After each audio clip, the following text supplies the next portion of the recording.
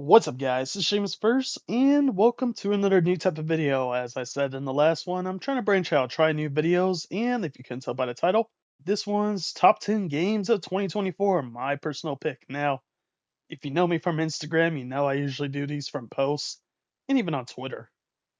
So, I might, I'm gonna do it in video format from now on, just so it spice things up. Now, here's the thing about this list, though.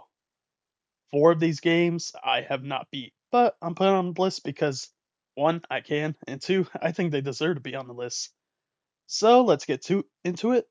Number 10 is Final Fantasy VII Rebirth.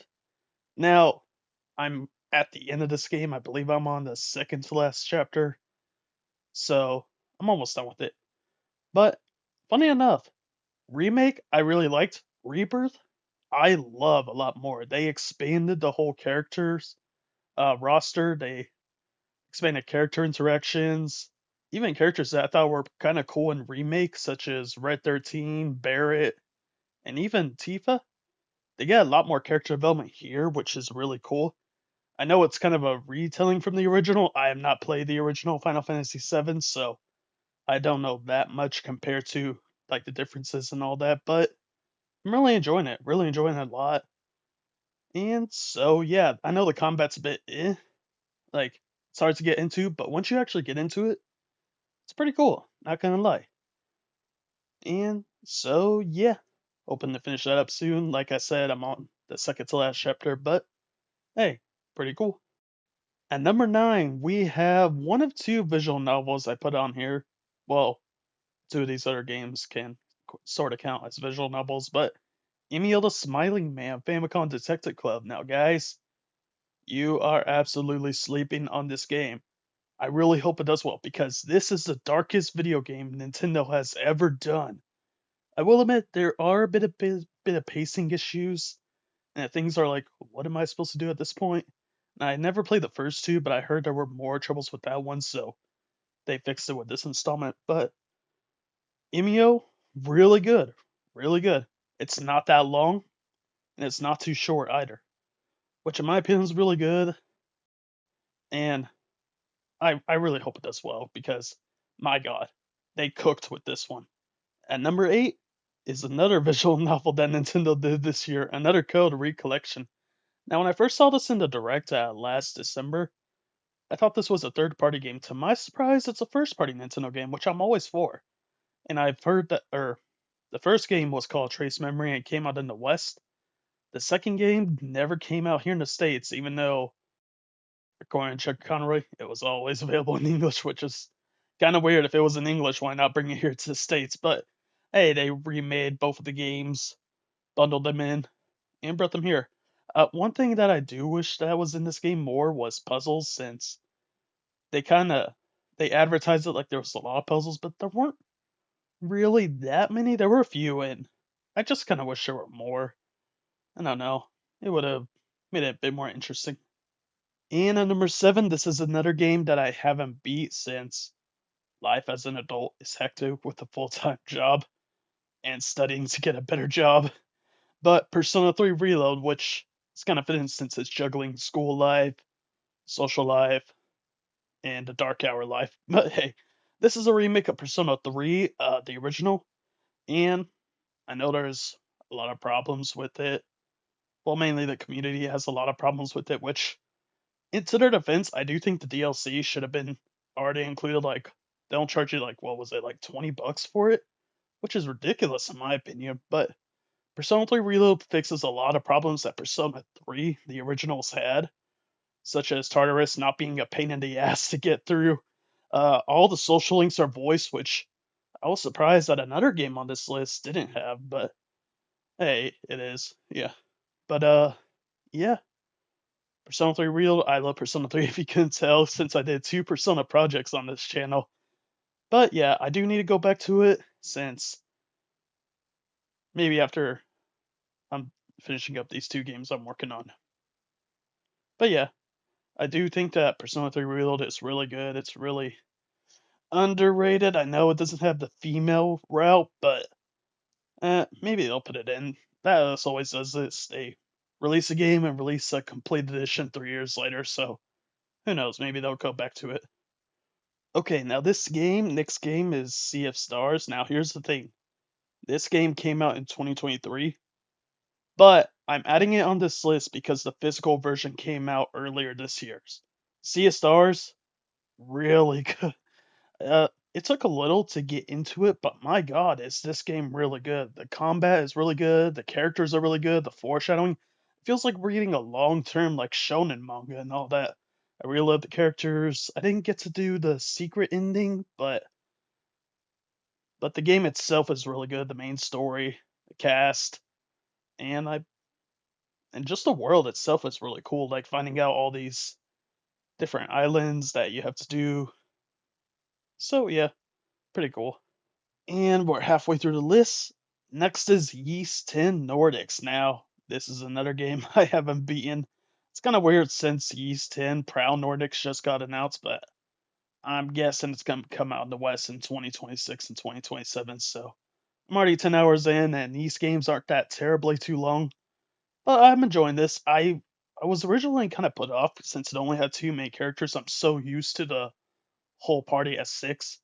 But honestly, it makes things a lot better, in my opinion, since you don't have to manage so many characters at once. Since if you don't know, in Ys, every attack has its own like level up feature, and juggling that between six characters could get a bit angsty. So yeah, I'm currently in chapter 4, I believe. I just got back to getting working on it, so hopefully get that done at least soon. I'm really enjoying it though. It feels like Ys 8. I had problems with Ys 9, Ys 9 Monstrum Nox, but Ys 8 was my first Ys game ever. So, yeah, I'm really enjoying this a lot better. And number 4 is Mario and Luigi Brothership. Brothership? No, Brothership. This one I just beat recently, and my god, I do hope it's not another 10 plus years for another Mario and Luigi game because they absolutely did amazing with this title. I will admit there were some pacing issues, mainly in the beginning and the third C. I feel like they could have shortened it a bit or try to fix it so it's not too terribly long. But my God, this game is really good. Like Socket is a really interesting character, even the Extension Corps, and like the whole world is like really cool. It feels more alive than what we're used to in Mario RPGs, which is cool since Mario RPG getting a remake and the Thousand Year Door got a remake, and with this game, it feels like the worlds are becoming more alive, which is what I love in my Mario RPGs. The battle system isn't too complex. The battle plugs make a whole difference. And I even like the Luigi logic. Luigi is not he's not the punching bag for once in this game, which is really cool. It was kind of funny the first few games, but it just got old over time, so I'm glad they fixed his character up a bit. Alrighty, we're in the top three. These three are the big boys or big girls or whatever you want to call them. Well, they all have male leads, so yeah. Unicorn Overlord. When I first saw this trailer last year, I fell in love with it immediately, and I had to pre-order it. It just it feels so good having a lot of characters that you can recruit, and I heard the Eden Chronicle games are like that too, so I'll get into them as soon as I can. But Unicorn Overlord is really amazing. The world feels amazing. I do wish the Bestials got a little bit more, I don't know, depth into them. I think that they kind of shortened it with those, but the playstyle's amazing, the gameplay's amazing, the story, the characters. It's all around a good game, and I'm glad it help bolster up the company. I'm drawing a blank at their name. Vanillaware, that's what it's called. I'm glad it brought them out into depth. So hopefully it allows them to experiment more, and if they do ever go back to Unicorn Overlord, I want to say give the Beast Trolls probably more love because those were my favorite race in the series. And at number 2, this one consumed my life for the first half of 2024, and that's Like a Dragon Infinite Wealth. This game was the first ever Like a Dragon game I've ever 100% completed. Well, not the completion list, but trophies and all that jazz. I'll just mark it as that. but I really love this game. It, I'll be honest, it didn't really do much for Ichiban's character, which, if you don't know, he switched to the main protagonist back in 7. But I think it concluded Kiryu's story really well, and I do hope that within the next Like a Dragon game, because next up is centered on Majima, spin-off game. But I hope with Like a Dragon 9, whenever that comes out, it continues with Ichiban's character because that was one of the things that was kind of in 8. But other than that, the gameplay is great. Both Hawaii and Injicho are amazing, and Kamurocho, of course. And there's just a lot to do in that game. You could get stuck doing mini games, side content, side stories for hours. And I even put like more, I think 110 hours into that game. Like I said, it consumed the first half of 2024 with me. I don't think I even finished it until June, but yeah, that's it for that. And for my personal pick of the year is Metaphor ReFantazio. Now, like I said with the other games, this game I haven't beaten yet. Even though I haven't beaten it yet, it still would have been top of the list because really, really good. I'm right now I finished up the Virga Islands, so I'm nearing the end of it. And I'll be honest, it changed a lot of things that it or more or less exposed a lot of problems I had with the Persona series. And no, it's not the adultish cast. It's not that at all. It's mainly like the counter system where I don't have to rush to get things done and all that. I could do things in an orderly manner, not have to rush and try to be like, oh, I have to do this, I have to do that.